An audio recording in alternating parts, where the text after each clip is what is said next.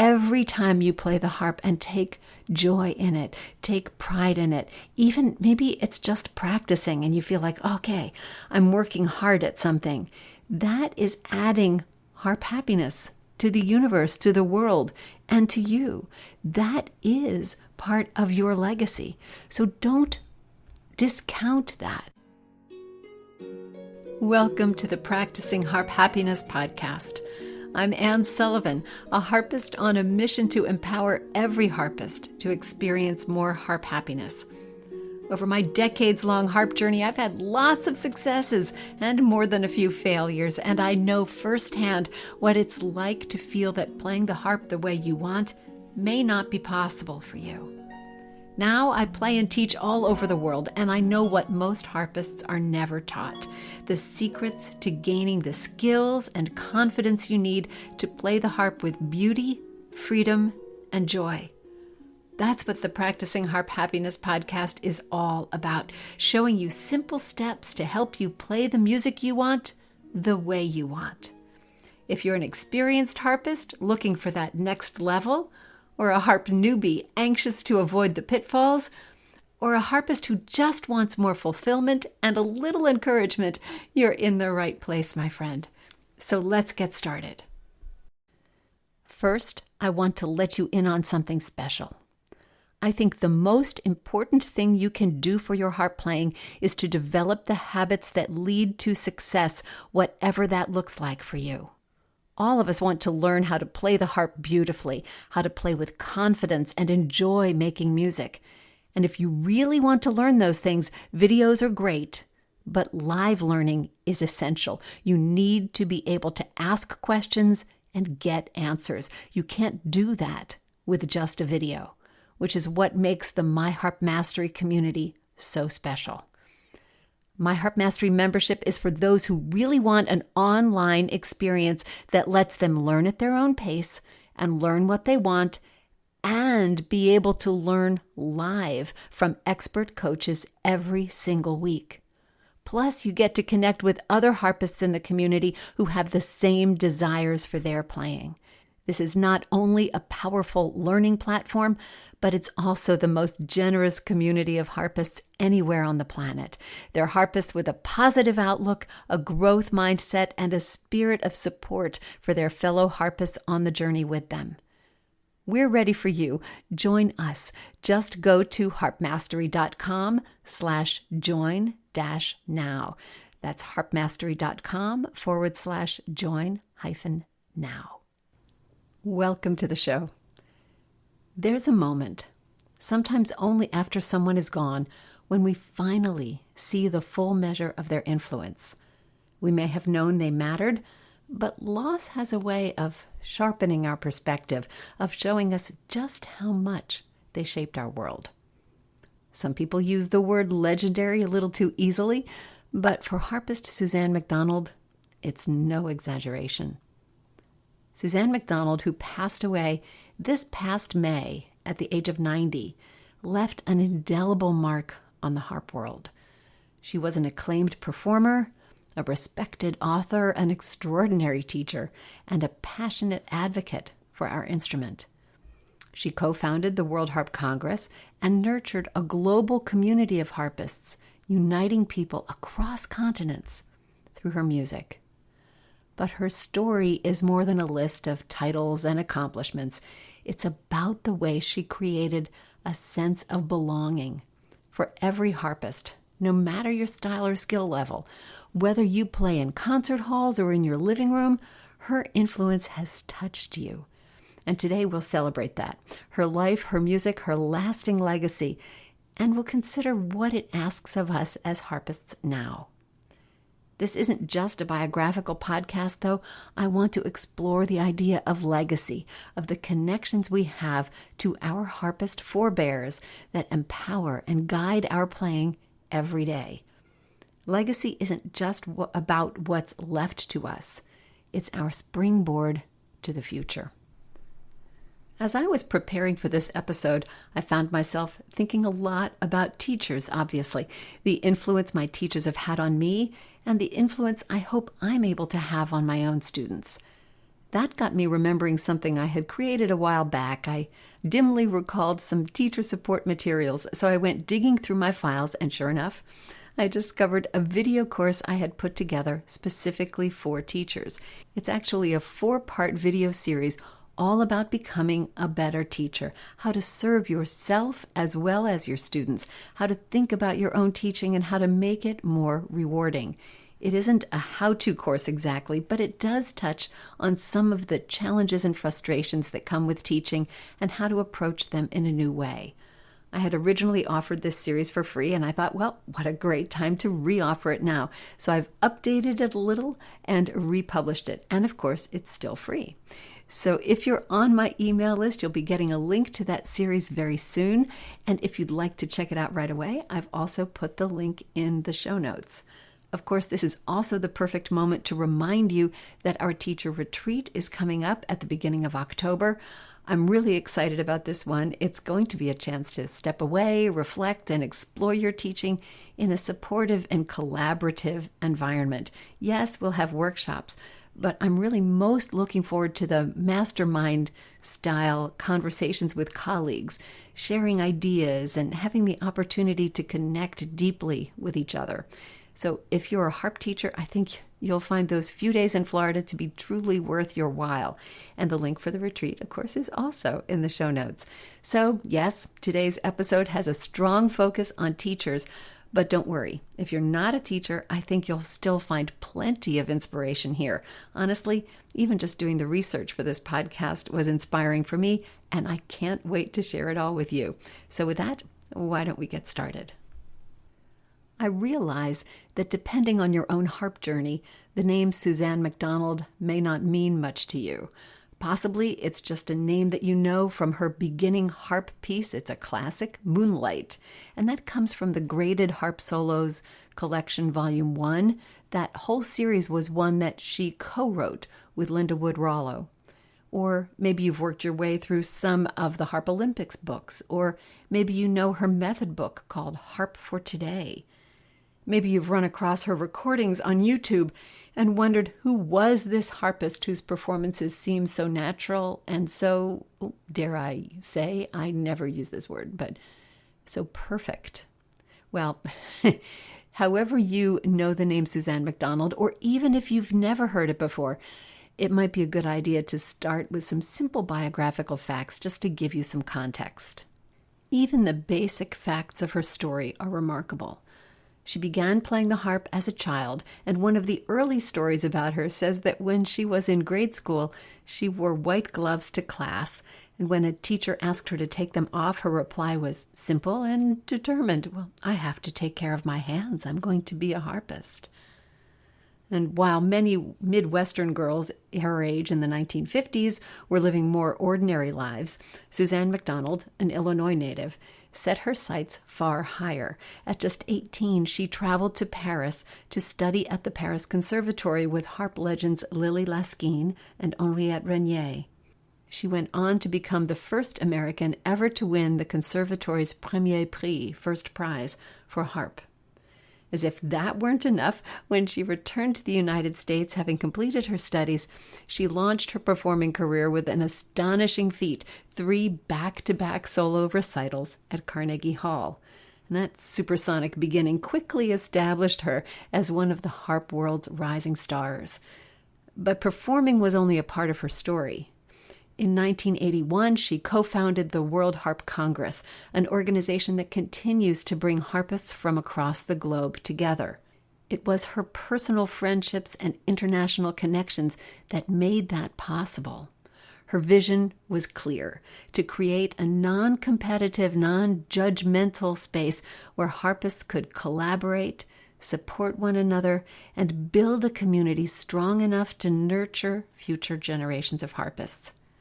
That same year, she joined the faculty of the Jacobs School of Music at Indiana University, where she built the harp department into the largest of its kind in the country.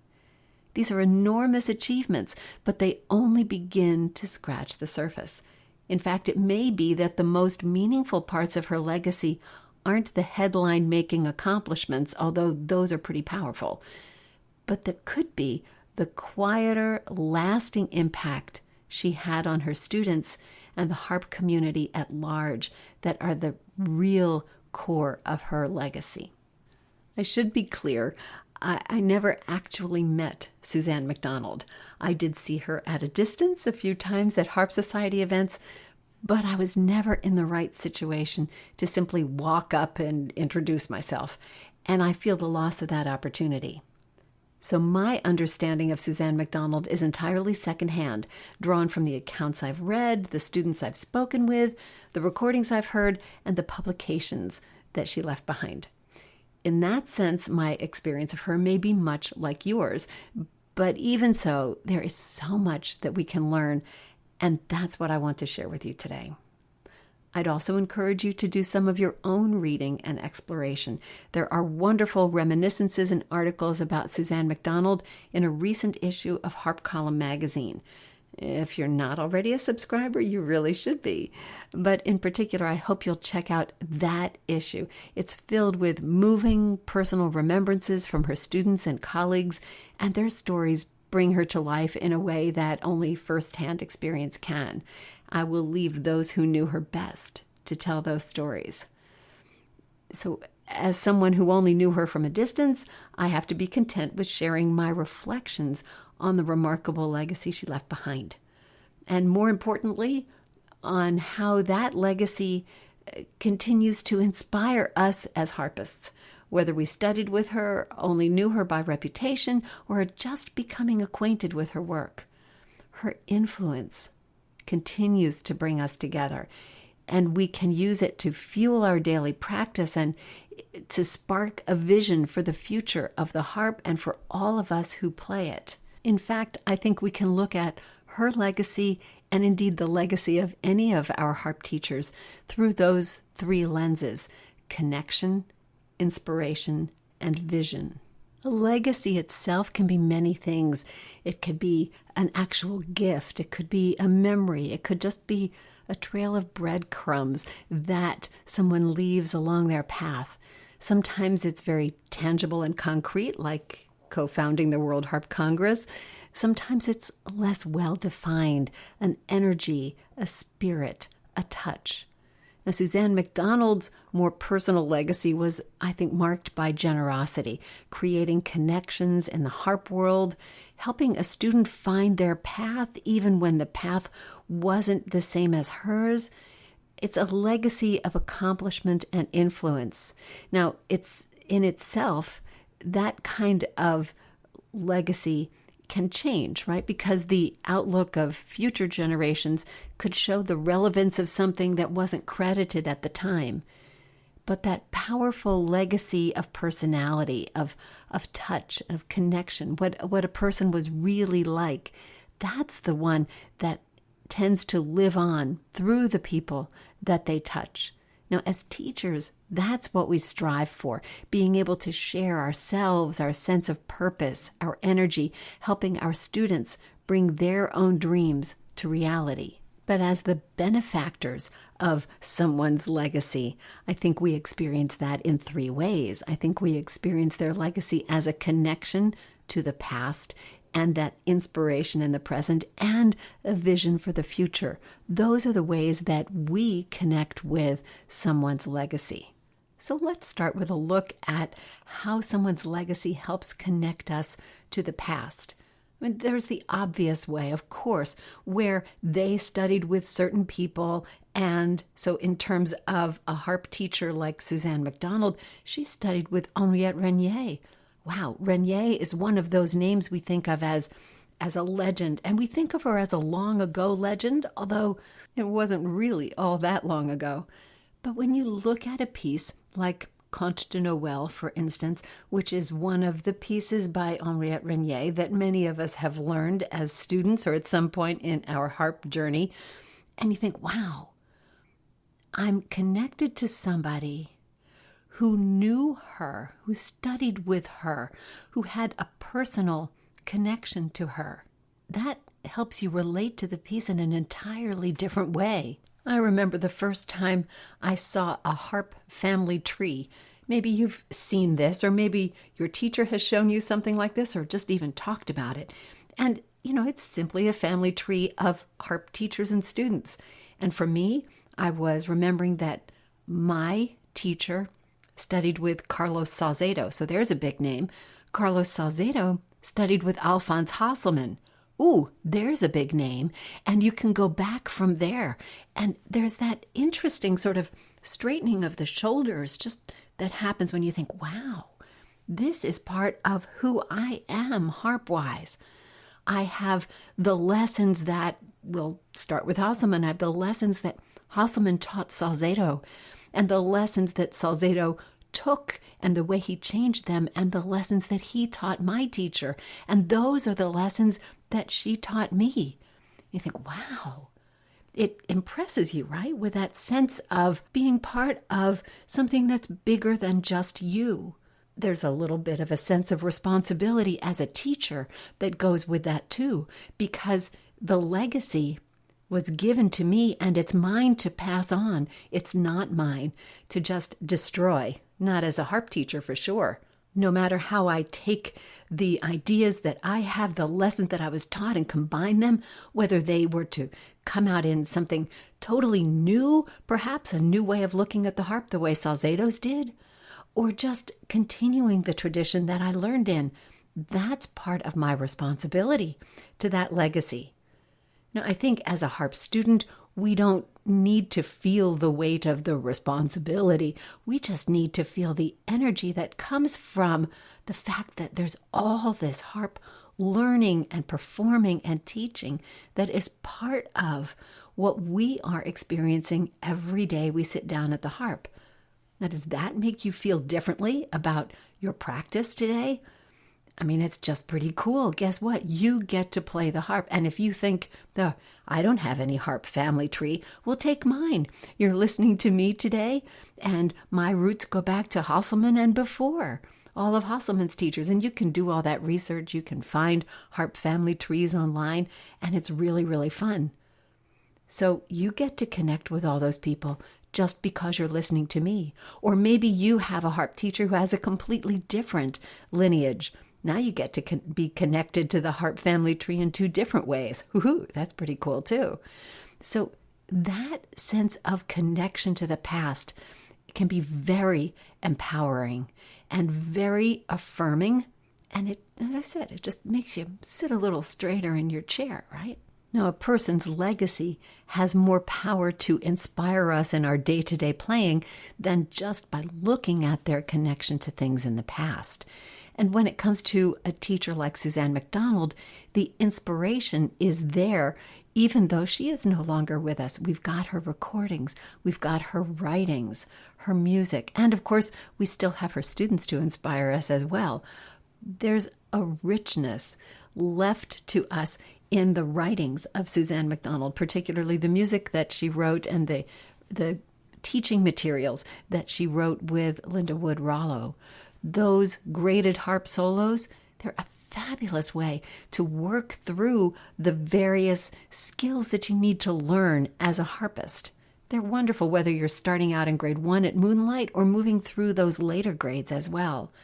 And her method, Harp for Today, is definitely worth a look to get a more complete idea of what she believed was important about harp playing and how to make your harp playing the best that it could be. You may or may not know that Susann McDonald was a devoutly religious Christian, very strong faith, and in fact wrote a couple of devotional books, including one which was a year's worth, 365 daily devotionals with scripture and prayer called Praise the Lord with the Harp.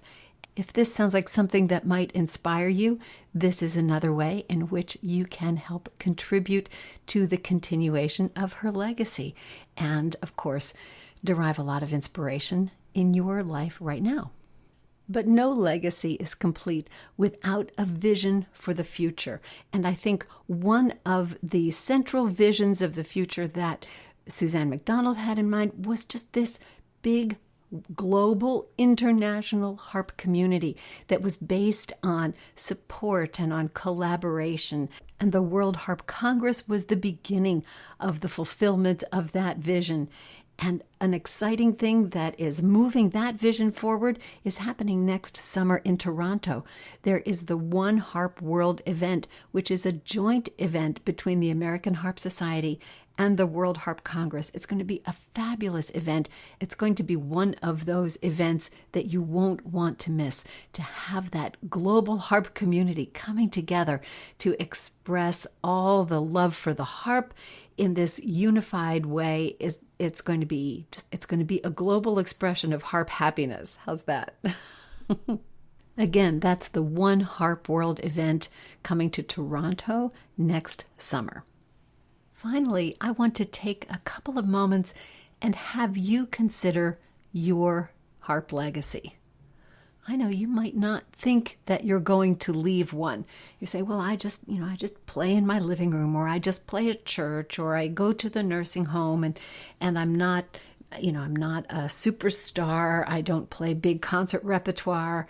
I play folk music. How am I going to leave a legend? Well, take a look at O'Carolan. He left a lot of legend just playing folk music, right? That's not the point. The point is much more like what I say at the end of the podcast every week. And I know you listen to it, but maybe, like I do sometimes, you don't always pay a ton of attention to it. But your legacy is a measure of harp happiness, whatever that measure happens to be for you. Every time you play the harp and take joy in it, take pride in it, even maybe it's just practicing and you feel like, okay, I'm working hard at something, that is adding harp happiness to the universe, to the world, and to you. That is part of your legacy. So don't discount that. That's important. You don't know what that ripple effect is when it comes to your own harp playing. None of us ever knows exactly who our music has touched and how it has touched them. We don't know what kind of effect we've had. We just put our music out there in the world, whether you're putting it out there on Facebook or Spotify or YouTube, or you're just putting it out there by opening the window when you practice. You don't know what effect that has, but it can only be a good one. Harp music soothes the world. I truly believe that harp music has the power to make life better. Not just because I enjoy playing it, but because I think it adds to the richness and the beauty of the world. Now, that's not why I play, but it's part of why I work so hard at what I do, because I know I can have an effect. And I know that you can have an effect, that you can have a legacy too. When you take your harp and you play at the senior center, people may tell you that they've really enjoyed your music and that it's meant a lot to them, but there are other people too who don't take the time to tell you about the fact that you played a song that was especially meaningful to them, or that they walked away from this performance encouraged, refreshed, renewed, with a new relaxation, a different spirit. You don't know the ways in which your music affects other people. And that doesn't mean that you have to be the best harpist in the world. You just have to love what you do. And it helps to love sharing what you do. Our sharing is how we put that harp happiness in the world. If you'd like to learn more about Susann McDonald and her amazing journey in harp happiness, you can check out the articles and reminiscences in Harp Column magazine. It's a wonderful source, and you'll hear directly from students of hers, and their reminiscences are so powerful. So I would urge you to check that out. Once again, I'll remind you about One Harp World in Toronto in summer of 2026. It's going to be a great event, and it certainly is part of her legacy. And finally, of course, I'm encouraging you again to work on your own harp legacy. And remember that what you do matters. Okay, next week on the podcast, something a little bit more practical. We're going to do a review of some of your potential harp blind spots. Where are you encountering difficulties in your harp playing, and how can we surmount those difficulties? So we'll be looking at some potential blind spots to progress and how to eliminate those blind spots.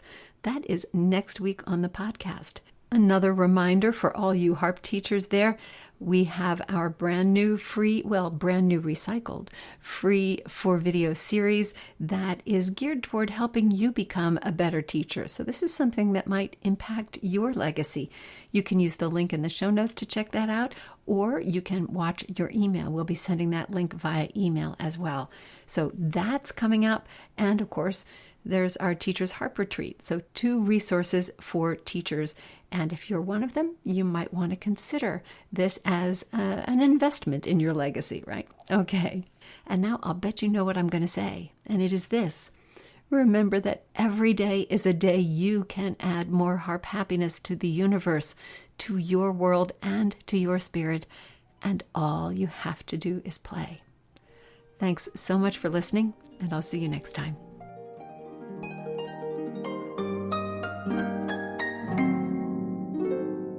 Thanks for tuning into another episode of the Practicing Harp Happiness podcast. I release a new episode every Monday morning so you can hit your practice week running. Until then, remember to practice your harp happiness every day. See you next time.